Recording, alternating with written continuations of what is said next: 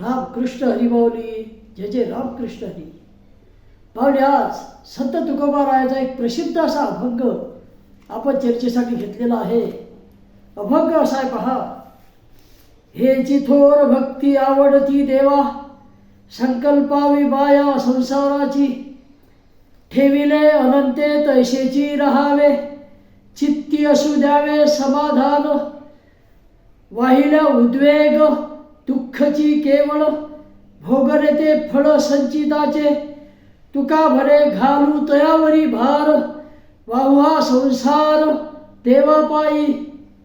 तुका भले घालू तयावरी भार, वाहुहा संसार देवापायी.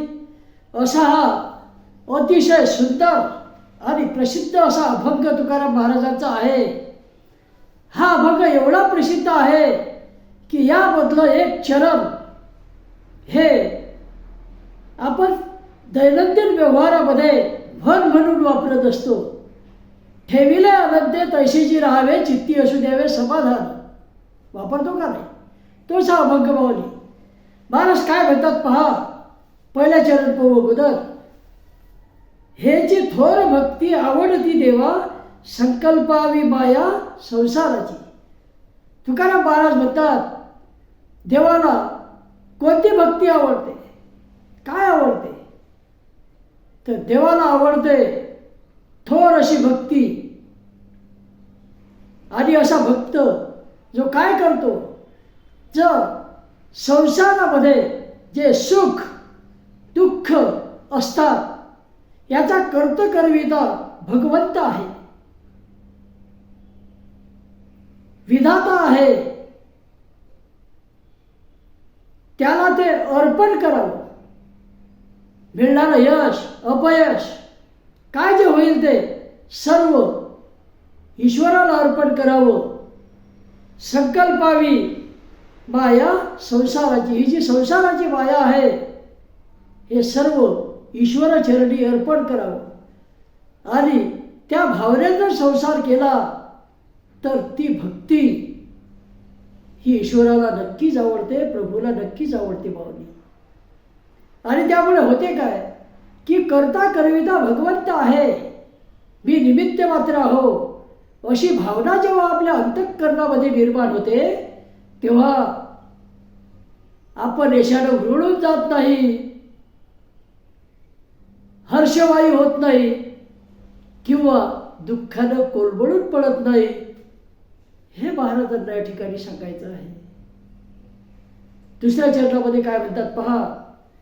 ठेविले अनंते तैसेची राहावे, चित्ती असू द्यावे समाधान. ईश्वरानं जसं ठेवलं तसं राहावं. ज्या परिस्थितीमध्ये आपल्याला ठेवलं त्या परिस्थितीचा स्वीकार करावा आणि मनामध्ये समाधान असू द्यावं. जे आहे त्याबद्दल कृतज्ञता बाळगावी, ईश्वराचे उपकार मानावेत. आता इथे काही लोक म्हणतात चित्ती असू द्यावे समाधान, ठेविले अनंते तैसेची राहावे म्हणजे जसं ठेवलं तसं राहायचं आणि मनामध्ये समाधान ठेवायचं. बघ जे आहे ते आहेच, समाधानी राहायचं. प्रगती करायची नाही का? आळशी व्हायचं का? नाही. तुकाराम महाराजांना हे अभिप्रेत नाही. तुकाराम महाराजांना अभिप्रेत काय आहे तर जे आपल्याकडे आहे त्याबद्दल कृतज्ञ राहा. जे आहे त्याचे समाधान माना, वृत्ती समाधानी ठेवा आणि अजून प्रगती करण्यासाठी शांत मनाने पुढे चालत राहा. आळशी भाव असा नाही माऊली त्याचा अर्थ. समाधानी राहा म्हणजे प्रगती करू नका असा अर्थ नाही. आपल्याकडे आहे त्याबद्दल कृतज्ञता बाळगा आणि अधिक चांगल्यासाठी प्रयत्न करा. जे आहे ते चांगलं माना आणि अधिक चांगल्यासाठी प्रयत्न करा. समाधानी वृत्ती जर असली तर काय होते, अधिक जोमानं तणावमुक्त स्थितीमध्ये आपल्याला प्रगती करता येते. शांत मनानं प्रगती करता येते, प्लॅनिंग करता येते. कृतज्ञता कृतज्ञता जर असली तर त्यामुळे काय होते, आनंद मिळतो, निराशा येत नाही. दुःख जे आहे हे दुःखापासून आपण दूर राहतो. आता समाधानी वृत्ती ठेवा म्हणजे काय, तर याचा दुसरा अर्थ बी पॉझिटिव्ह सुद्धा होतो. विचार सकारात्मक ठेवा, विचार पॉझिटिव्ह ठेवा. आता पॉझिटिव्ह विचार असतं म्हणजे काय असतं, तर माझ्याकडे जे नाही याचा विचार करत बसण्यापेक्षा माझ्याकडे जे आहे त्याचा आनंद मानायचा, त्यामध्ये सुख मानायचं आणि अजून मिळवण्याचा प्रयत्न करायचा. अजून मिळवायचं आहे, जे मिळवायचं आहे ते शांत डोक्यानं मिळवण्याचा प्रयत्न करायचा. लोभ मत्सर याऐवजी शांतपणानं प्रगती करत राहा. आणि वृत्ती जर समाधानी असली तर लोभ मत्सर जो आहे हा कमी होतो आणि आपली स्वतःची तुलना आपण स्वतःशी करतो, मग दुसऱ्याशी तुलना करत नाही आणि आपली प्रगती हा करण्याचा प्रयत्न करत असतो. पहा, बऱ्याच वेळा दुःख वाट्याला येते. मग यामध्ये काय करायचं, एकदा खूप मोठा पूर आला, एक कुटुंब त्याची शेती ती 10 एकर नाल्याच्या काठावर, नाल्याला पूर यायचा नाही. सहसा एवढा मोठा पूर कधीच आला नाही 15 वर्ष. त्यानं घर बांधलं शेतामध्ये आणि सर्व कुटुंब तिथे राहायला गेला. झालं का, रात्रीला अचानक पूर आला नाल्याला आणि पीक पूर्ण उद्ध्वस्त झालं. हंगामाचा सीजन होता. त्यानंतर घर जे आहे हे घर सुद्धा वाहून गेलं. परंतु कुटुंबामधील एकूण एक सदस्य कसा तरी जीव वाचवण्यामध्ये यशस्वी झाला, सर्वांचा जीव वाचला. परंतु कुटुंब प्रमुख जो होता तो निराश झाला, खूप दुःख करायला लागला. म्हणून एक सद्गृहस्थ त्याच्याकडे आले आणि त्याला सांगितलं की बाबा रे, एवढा निराश होऊ नको. एवढा निराश झाला तर यांना कोण पाहणार आहे, तुझं कुटुंब कोण सांभाळणार आहे. यातून बाहेर आहे. सर्वांचा जीव वाचला हे सर्वात महत्वाचं आहे. तू आहेस ना, तुझं कुटुंब आहे तुझ्यासोबत, मग तुला कमी काय. या वर्षीचं पीक गेलं, पुढच्या वर्षी येईलच आणि पोट भरण्याची सोय तर कशी लागेल, फिकीर कशाला करतो. आणि तो नव्या जोमानं कामाला लागला. त्याने हे स्वीकारलं, ठेविले अनंतेचं ते तैसेची राहावे, चित्त असू द्यावे समाधान. त्यानं विचार केला की हो बरोबर आहे, माझ्याकडे जे नाही त्याचा मी विचार करतो, माझं गेलं त्याचा विचार करतो, परंतु माझ्याकडे जे आहे त्याचा विचारच करत नाही आहे. एवढ्या मोठ्या पुरामधून, एवढ्या मोठ्या संकटामधून माझं कुटुंब वाचलं, माझा स्वतःचा जीव वाचला, हे ईश्वराचे उपकारच माझ्यावरत आहेत. आणि तो निराशेतून बाहेर आला. त्या हा परिणाम असतो सकारात्मक विचाराचा, पॉझिटिव्ह विचाराचा. जे आहे त्याचा विचार करा, आहे त्याबद्दल कृतज्ञ राहा. हे संत तुकाराम महाराज सांगतात यामध्ये. आणि जास्त मिळवण्याचा प्रयत्न करा, प्रयत्न सोडू नका. कर्मण्येव अधिकारस्ते मा फलेषु कदाचन, हे महाराजांना यामध्ये सांगायचं आहे. ठेविले अनंते तैसेची राहावे, चित्ती असू द्यावे समाधान.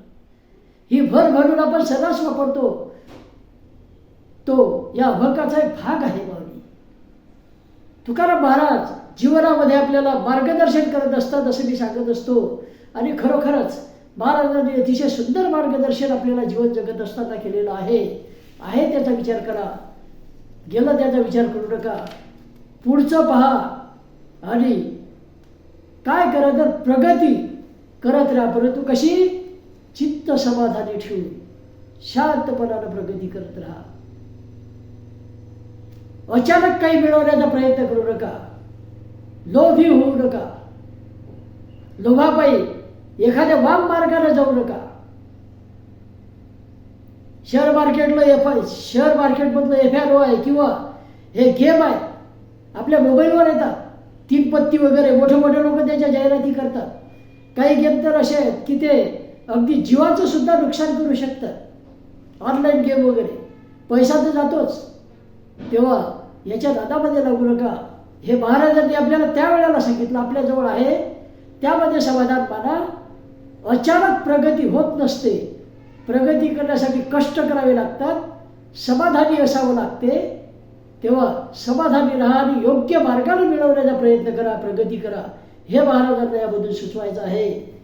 असो, तिसऱ्या कळव्यामध्ये, तिसऱ्या चरणामध्ये महाराज म्हणतात, वाहिल्या उद्वेग दुःखची केवळ, भोगले ते फळ संचिताचे. वाहिल्या उद्वेग दुःखची केवळ, भोगले ते फळ संचिताचे.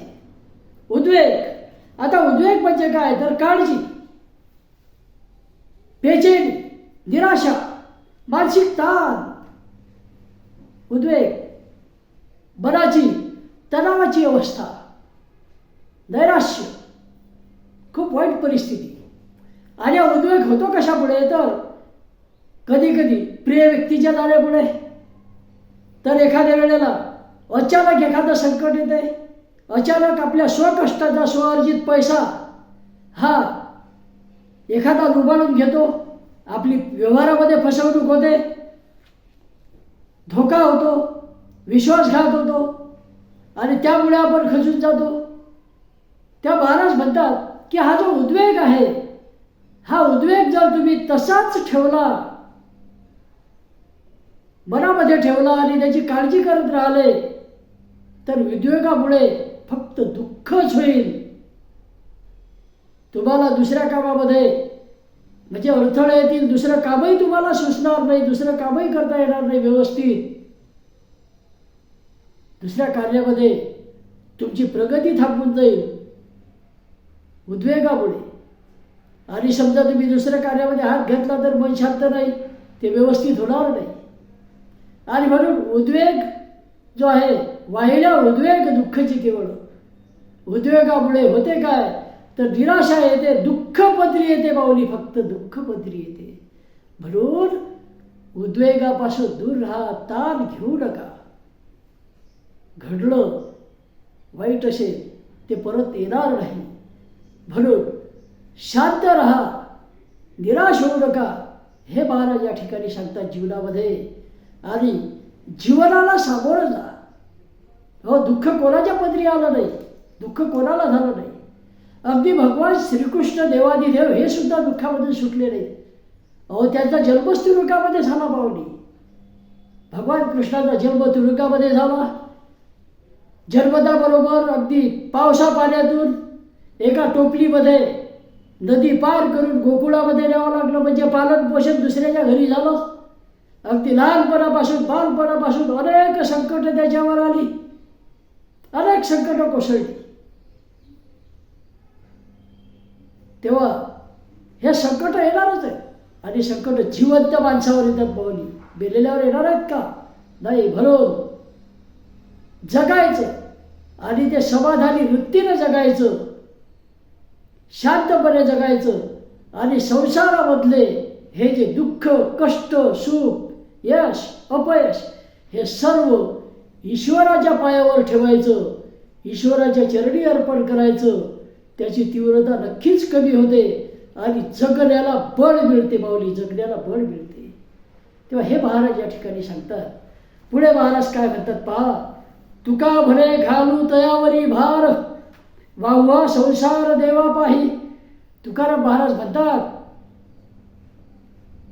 हा जो भार आहे, हे जे ओझं आहे संसाराचं,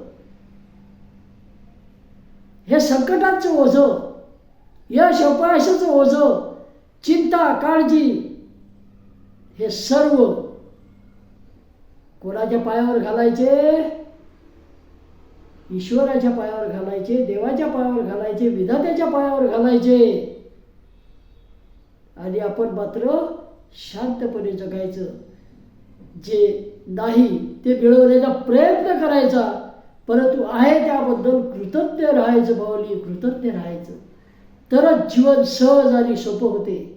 नाहीतर जीवनामध्ये ताण, आणि ताण आला की अनेक विकार आपल्या शरीराला सुद्धा होतात, आणि शरीरासारखी दुसरी संपत्ती नाही भावली.